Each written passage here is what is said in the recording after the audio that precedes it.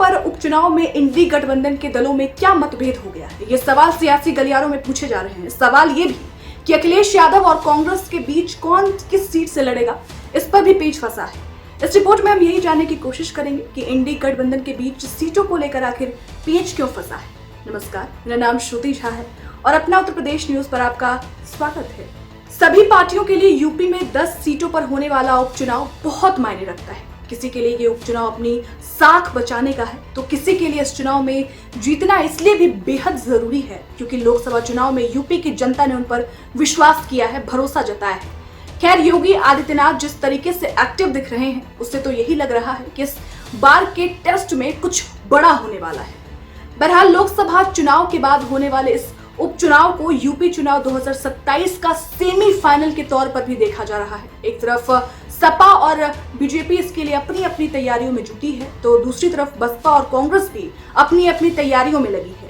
वहीं उपचुनाव की तैयारियों में जुटे अब कांग्रेस नेताओं का भी बड़ा बयान सामने आ रहा है। जानकारी के अनुसार सपा के साथ गठबंधन में कांग्रेस 5 सीटों पर चुनाव लड़ना चाहती है। बताया जा रहा है कि प्रयागराज में हुई संगठनात्मक बैठक में कांग्रेस ने सपा को अपने तेवर दिखाए हैं। कांग्रेस पार्टी ने अपनी संगठनात्मक बैठक लखनऊ के बजाय प्रयागराज में की। समाजवादी पार्टी को साफ तरीके से इशारा है कि प्रयागराज मंडल के पास की दोनों सीटें कांग्रेस पार्टी चाहती है। कांग्रेस चाहती है कि वो फूलपुर सदर में अपना प्रत्याशी लड़ाए, जबकि मंझवा, जो कि मिर्जापुर की एक विधानसभा सीट है, वहां भी कांग्रेस प्रत्याशी हो।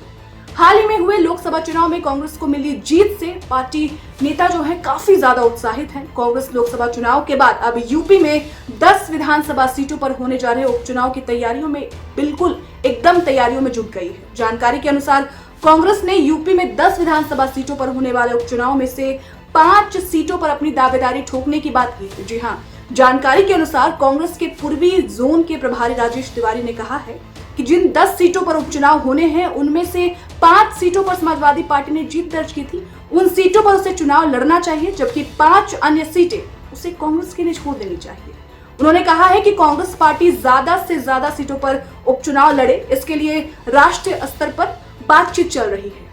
देखिए, एक तरफ कांग्रेस पार्टी फूलपुर सदर की सीट पर अपनी दावेदारी को लेकर अड़ी हुई है, वहीं दूसरी तरफ अखिलेश यादव ने फूलपुर सीट के लिए अपने प्रभारी का ऐलान तक कर दिया है। इंद्रजीत सरोज, जो कि सपा के बड़े दलित चेहरे हैं, उन्हें उसका प्रभारी भी बना दिया गया है। बीजेपी ने डिप्टी सीएम केशव प्रसाद मौर्य को इस सीट को जीतने का जिम्मा दिया है, तो अखिलेश यादव ने इंद्रजीत सरोज को आगे किया इस सीट से। ऐसे में इस सीट को लेकर कांग्रेस कहां खड़ी होगी, ये भी देखना दिलचस्प होगा। देखिए, बड़ी बात यह है कि लोकसभा चुनाव में जीत से कांग्रेस का उत्साह बहुत ज्यादा बढ़ा हुआ है। कांग्रेस पार्टी को लगता है कि समाजवादी पार्टी पर दबाव बनाकर वो ज्यादा सीटें हासिल कर सकती है, इसलिए 5 सीट सपा, 5 सीट कांग्रेस की बात चल रही है। लेकिन बताया जा रहा है कि समाजवादी पार्टी कांग्रेस पार्टी को फिलहाल गाजियाबाद के अलावा कोई और सीट देने को तैयार नहीं दिख रही है। कांग्रेस को उम्मीद है कि वो फूलपुर पर दबाव अगर बनाएगी, क्योंकि ये कांग्रेस की पुरानी और पुश्तैनी सीट रही है, जैसा कि आप जानते हैं। चर्चा है कि समाजवादी पार्टी कांग्रेस को मंझवा और गाजियाबाद सदर सीट ही देना चाहती है, मात्र 2 सीट, जबकि कांग्रेस पार्टी की कोशिश है कि कम से कम 3 सीट इस चुनाव में अपने लिए ले सके, इसलिए 5 सीटों पर दबाव बनाया जा रहा है ताकि 3 सीट उनको समाजवादी पार्टी दे सके। सियासी जानकार तो इस बात को लेकर भी चर्चा कर रहे हैं कि जब दोनों पार्टियों को एक साथ मिलकर उपचुनाव में उतरना है, तो ऐसे में दोनों ने अपने अलग अलग प्रभारी क्यों बनाए हैं। दूसरी तरफ ऐसे भी सुगबुगाहट है कि सभी सीटों पर प्रभारियों की घोषणा करके कांग्रेस सपा पर ज्यादा सीटें मांगने का दबाव बना रही है। हालांकि अभी दोनों ही पार्टियों ने नहीं बताया है कि किसके हिस्से में कितनी सीटें आएंगी और कौन कहां से चुनाव लड़ेगा। वहीं दूसरी तरफ कुछ मीडिया रिपोर्ट्स की माने तो कांग्रेस ने उपचुनाव के लिए सपा से 5 सीटों की डिमांड की है, जैसा मैंने आपको पहले बताया। हालांकि इस खबर में कितनी सच्चाई है, ये आने वाला वक्त बताएगा। अब ये भी जानिए कि सपा ने प्रभारी किसे बनाया है। देखिए, सपा के एक वरिष्ठ नेता ने बताया है कि पार्टी के राष्ट्रीय महासचिव शिवपाल सिंह यादव कटहरी यानी अंबेडकर नगर सीट के प्रभारी होंगे, जबकि फैजाबाद के सांसद अवधेश प्रसाद और विधान परिषद में विपक्ष के नेता लाल बिहारी यादव मिल्कीपुर सीट यानी अयोध्या के प्रभारी होंगे। सांसद वीरेंद्र सिंह को मझवा यानी मिर्जापुर सीट का प्रभारी बनाया गया है। पूर्व मंत्री चंद्रदेव यादव करहल यानी मैनपुरी के प्रभारी होंगे। सपा के राष्ट्रीय महासचिव और विधायक इंद्रजीत सरोज फूलपुर सीट माने प्रयागराज के प्रभारी बनाए गए हैं। इसके अलावा विधायक राजेंद्र कुमार को सीसामऊ सीट माने कानपुर नगर के उपचुनाव के लिए जिम्मेदारी दी गई है। फिलहाल अब देखने वाली बात यह होगी कि सीटों को लेकर सपा और कांग्रेस क्या फैसला लेती है। एक तरफ जहां कांग्रेस 3 सीटों की डिमांड कर रही है, तो वहीं दूसरी तरफ सपा कांग्रेस को मात्र 2 सीट देना चाहती है। अब देखना यह होगा कि जो पेच इन दोनों पार्टी के बीच सीटों को लेकर फंसा है वो आखिर कब खत्म होगा।